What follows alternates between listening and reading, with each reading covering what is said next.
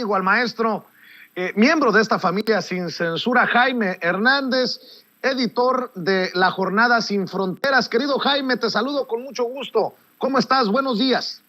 Buongiorno, querido amigo. ¿Cómo estás, querido Vicente?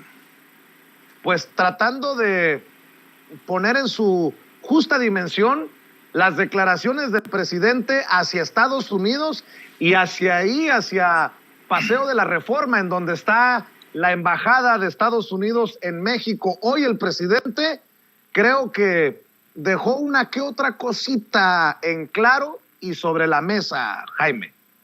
Sí, para empezar, para mí el pronunciamiento más importante del presidente es en el sentido de que México no es una colonia de nadie, ¿no?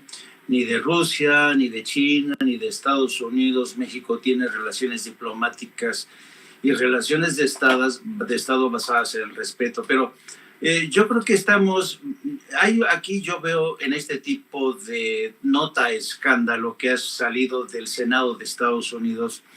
Mira, yo desde hace muchos años, tú sabes que yo he sido corresponsal en Washington y durante muchos años cubrí las audiencias del Senado de los jefes del Comando Norte y del Comando Sur. Y casi siempre, cualquier pronunciamiento de carácter escandaloso se iba a las 8 columnas de los principales diarios de México. Hoy, por ejemplo, tú ves en el Reforma que dicen: ¿dónde hay más espías en el mundo? Pues en México. Y los editoriales de Reforma, hablando de esta actitud de prácticamente entreguista del presidente con Rusia. Y luego hay un artículo escrito por Raimundo Rivapalacio, cuyo título, ya desearían, parece un libro de novela de espías de la Guerra Fría, le puso: responden al amor por Rusia. Y aquí Raimundo Rivapalacio, solamente te leo el primer párrafo para que te veas por dónde va Raimundo Rivapalacio. Dice: de manera indirecta, el Pentágono respondió al amor del gobierno de México hacia Rusia y la sutil animadversión hacia Estados Unidos, como una bomba. O sea, Raimundo, las declaraciones del jefe de Comando Norte es una bomba, ¿no?, en las relaciones de México y Estados Unidos. Y realmente es penoso ver como un periodista como Raimundo, que alguna vez fue corresponsal en Washington, pues realmente quiere superdimensionar esta noticia. Mira, te lo cuento en breve. Efectivamente, hubo la comparecencia de los jefes del Comando Norte y del Comando Sur ante el Comité de Defensa del Senado de Estados Unidos. Generalmente este tipo de audiencias les permiten a estos jefes de los comandos presentar la situación con carácter de urgencia. ¿Para qué? Para que no solamente les aprueben el presupuesto que han solicitado, sino que les den más dinero, ¿no? El Pentágono siempre va a ir a estos tipos de audiencias para que te den más dinero. Bueno, y en esta audiencia, la parte más preocupante y más urgente, yo estuve revisando toda la audiencia, lo mismo que las audiencias del año pasado. En esta audiencia la principal preocupación no fue el número de espías que hay en México o la influencia de China, no. Ahora mismo, y a tenor de la guerra de Rusia contra Ucrania, Estados Unidos se ha dado cuenta que Rusia está utilizando misiles de los llamados hipersónicos. Son misiles contra los que Estados Unidos no tiene defensa. Es increíble que Rusia ya haya superado en este sentido a Estados Unidos con este tipo de misiles, lo mismo que Corea del Norte. Y en esta audiencia le preguntaron al jefe del Comando Norte que si Estados Unidos podría hacer frente a un ataque con misiles balísticos hipersónicos, y reconoció que no. Entonces están pidiendo urgentemente ampliación de presupuesto para completar el proyecto para tener este sistema de defensa. Y también agradeció que le hayan dado presupuesto adicional para un sistema de rastreo, de espionaje que tienen el Comando Norte, que podría detectar desde el momento en que Rusia o China utilizan este tipo de armamentos, desde que salen de Rusia o desde que salen de algún puerto chino, y hacer el rastreo. Entonces, esa fue el verdadero motivo de preocupación. Y claro, siempre, si tú revisas las audiencias de los últimos 3 años, te vas a dar cuenta que el año pasado, por ejemplo, ya desde entonces hablaban de la presencia amenazante de Rusia y China en el hemisferio. Pero con más énfasis, si revisa uno la audiencia del jefe de Comando Norte, el año pasado el jefe del Comando Norte puso especial énfasis en la tecnología 5G que China ya está habilitando, implementando en América Latina. Eso les preocupa mucho a Estados Unidos. Y también están detectando, y les ha molestado muchísimo, que tanto Rusia como China hayan echado mano de la diplomacia de las vacunas durante la pandemia. Por tanto, querer presentar esto como una advertencia del Pentágono contra México porque hay más espías rusos, la verdad es una jalada, así te lo digo de plano, hay que revisar bien. Pero lo que es más y lo que es contradictorio, querido Vicente, si uno revisa la versión estenográfica de esa audiencia de la comparecencia del jefe del Comando Norte, yo le pedí a Ceci que pusieran en pantalla, mira, por un lado se quejan de la presencia de espías chinos, ¿no? Pero por otro lado, el jefe del Comando Norte dice que el país con el que tienen mayor colaboración es con Estados Unidos, con el Departamento de Defensa.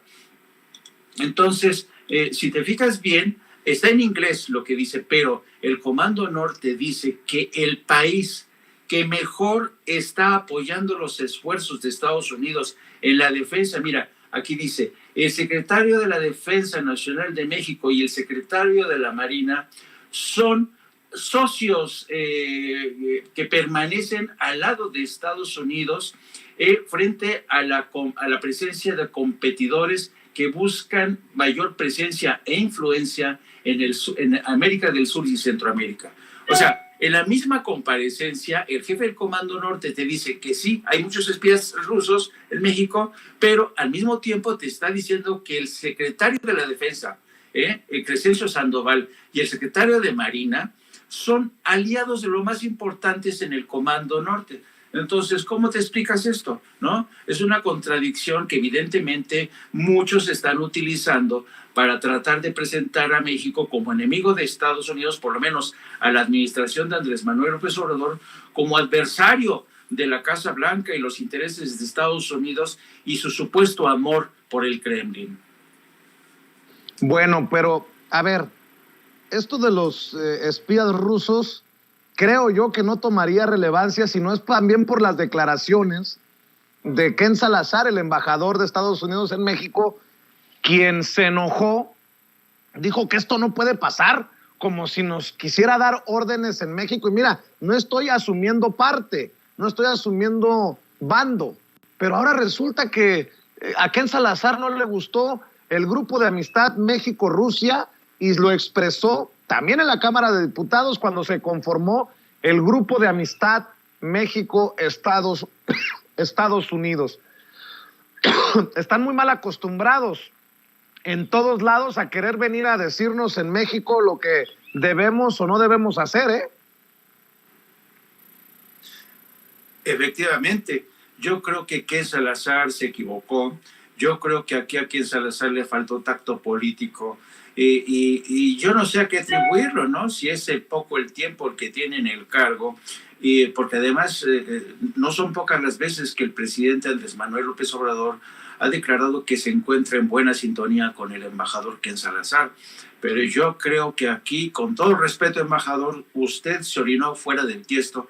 No tendría por qué habernos reclamado el hecho de que el aparato legislativo, el poder legislativo, haya invitado a el embajador de Rusia, que fue quizá un problema de forma, de fondo, de tacto político, quizá. Puede criticársele, pero el legislativo es un poder independiente, por cierto, independiente del poder ejecutivo, ¿no? Y independiente, entonces, el legislativo, con razón o sin razón, con buenas intenciones o desde una posición de, qué sé yo, de falta de tacto político y diplomático, está en su derecho de invitar a que se le pegue la gana.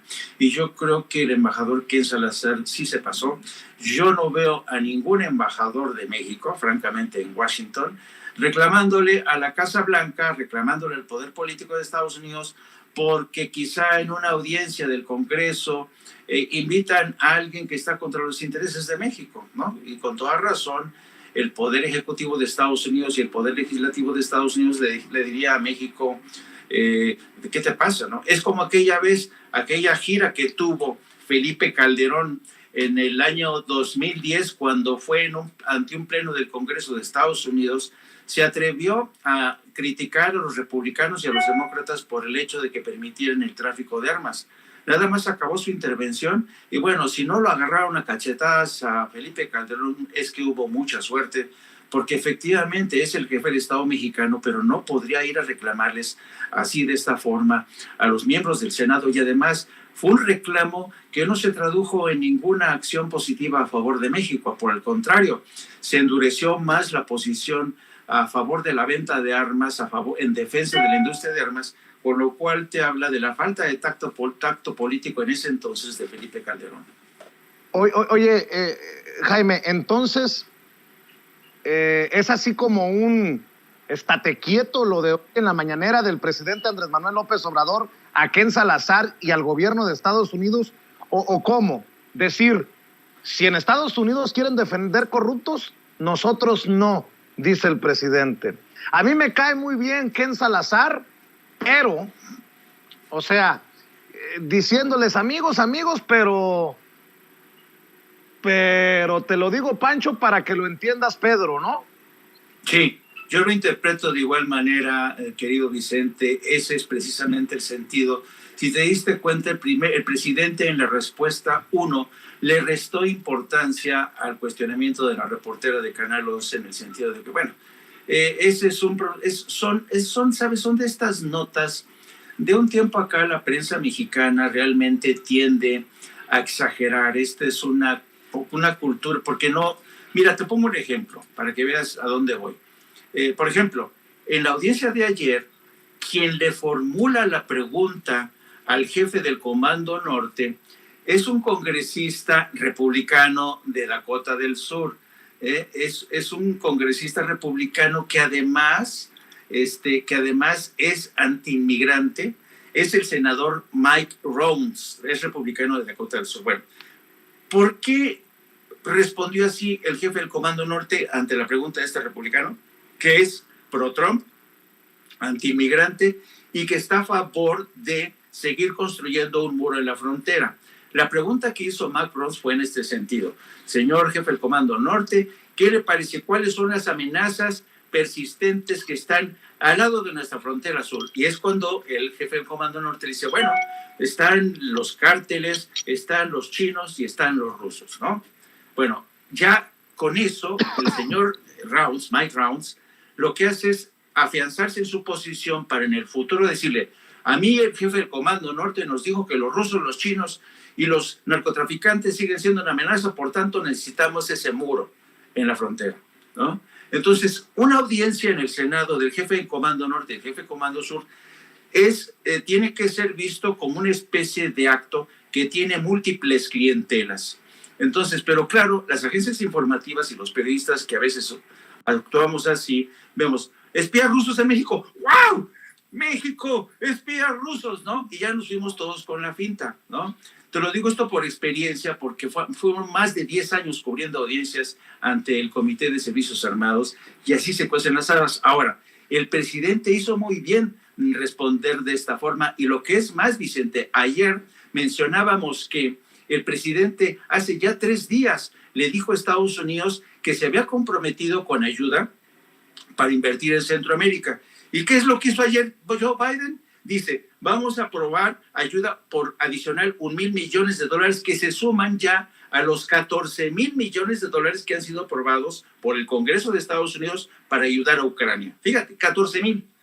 Y la ayuda que ha autorizado Estados Unidos para la frontera México, para Centroamérica, apenas llegan $860 millones en el último presupuesto para este año. Bueno, entonces el reclamo del presidente es legítimo, y esto te demuestra, como decía yo, que a pesar de que tenemos paisanos, inmigrantes indocumentados, que durante más de 36 años han esperado una reforma migratoria que los legalice, en cuestión de un solo mes, Ucrania consigue que a los 100,000 que ya autorizó el presidente Biden, porque hay otros 100,000 ya en Estados Unidos, son 200,000 refugiados, más aparte una inversión de 14,000, 15,000 millones de dólares para protegerlos, para trasladarlos desde Ucrania a Estados Unidos. Esto, francamente, le da más argumentos a México para decir, señores, ustedes no están cumpliendo. Y si viene el embajador, ¿a quién saldrá a hacer decir, oigan, ustedes, por favor, no se junten con Rusia? El presidente de México, el canciller Marcelo Ebrard, tranquilamente puede decirles, a ver.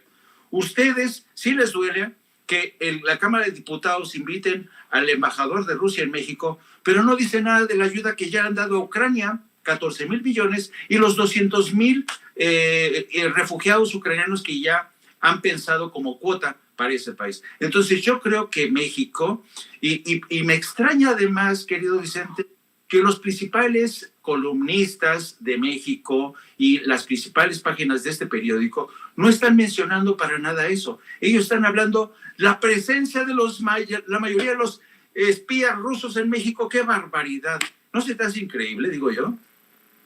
Sí, la verdad que sí. Y déjame plantearte esto para cerrar, si me permites, Jaime. El presidente Andrés Manuel López Obrador, ¿qué hace cuando se equivoca? Se disculpa. Ayer se disculpó en la Convención Nacional Bancaria, en la número 85 en Acapulco.